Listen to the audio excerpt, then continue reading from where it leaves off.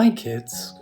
Today I want to talk about the colour wheel, which I've mentioned in the past but never talked about in any real detail. And it's an incredibly useful tool for artists and designers.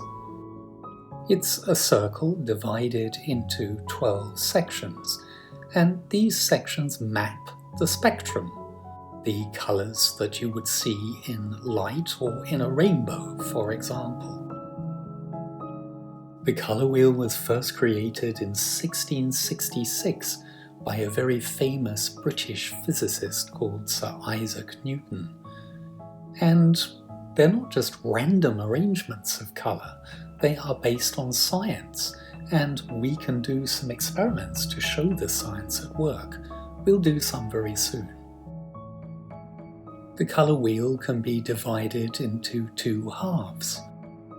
On the left-hand side you have warm colours, and on the right-hand side, cool colours.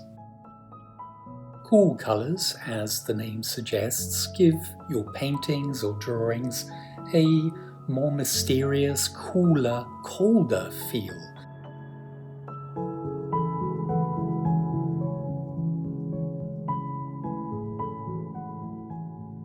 Warm colours, on the other hand, are brighter and more vibrant and make your paintings feel warm.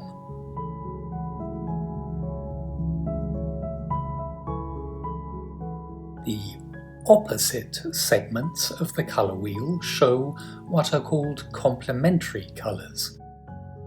For example, red is the complement of green, yellow is the complement of violet, and orange the complement of blue.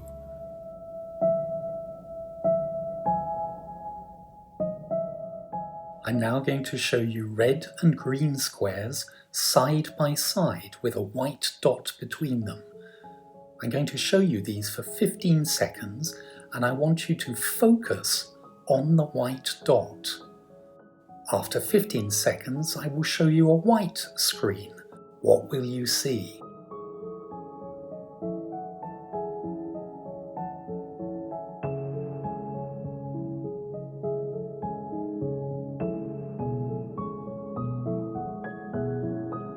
Pretty cool, huh? You should have seen a red square on the right and a green square on the left. So your eye also sees complementary colours when it's tired of focusing. This is science. I'm now going to show you two more colours which have been copied exactly from the colour wheel. Purple and yellow are the opposites, and here they are again to look at closely. Focus on the white dot.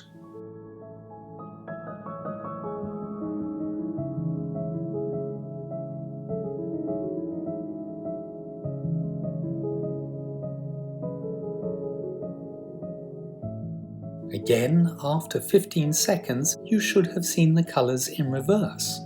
Purple instead of the yellow, and yellow instead of the purple square. So how does this relate to art and painting? Well, complementary colours have a very high contrast and impact, and many modern painters have used this theory to create paintings that seem to vibrate as you look at them.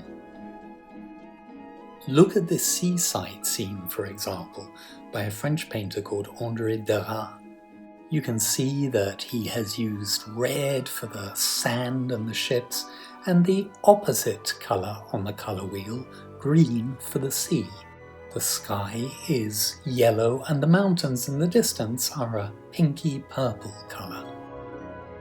And again, in his beautiful painting of London, the Houses of Parliament, the building in the background, is painted in green, contrasted against a reddish-pink sky. The river is in blue with yellow highlights.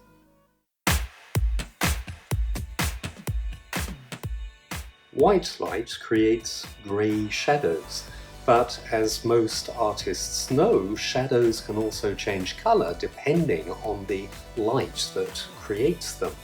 And we're going to do a very easy experiment to prove this. you need a torch and felt tip pens that are the same colours as some of the colours in the colour wheel. I'm using red, orange, green, blue and yellow.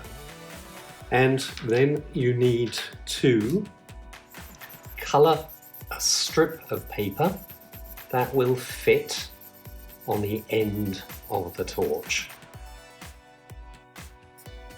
Make sure that you don't leave any white spaces, and it's probably a good idea to leave the colour to dry and then go over it again afterwards. When you have finished with your strips, just cut them out, put them on the end of the torch. You can hold them or maybe use a little bit of tape, and then you can try the experiment.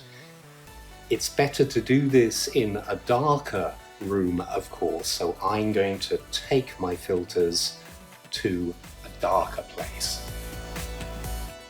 Because I wasn't using much light when I was filming, the picture quality is quite poor, so I've cropped it to make it a little bit smaller and clearer.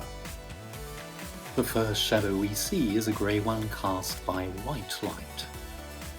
I'm using the green filter now, and you can definitely see the reddish tinge to the shadow.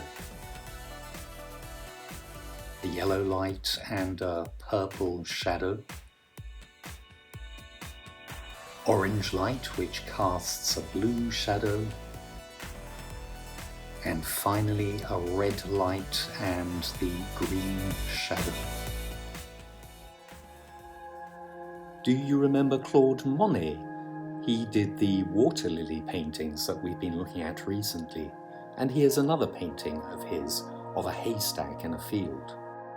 It's a perfect example of colour theory.